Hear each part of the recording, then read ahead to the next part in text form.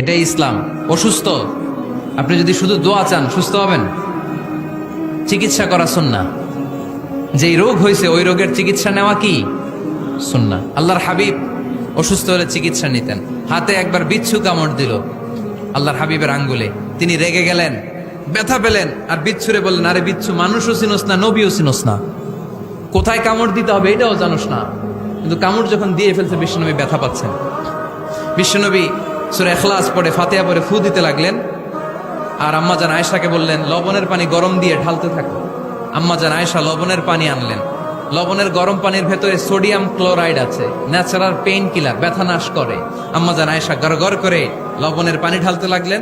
আল্লাহর হাবিব কোরআন পরে ফু দিতে লাগলেন। পানি ঢালা শেষ, গড়গড় করে লবণের পানি ঢালা শেষ, বিশ্বনবীর দোয়া পড়া শেষ, এর মধ্যে আঙ্গুলের ব্যথাও শেষ। কারণ দুইটার সমন্বয় হয়েছে, দোয়াও আছে, দাওয়াও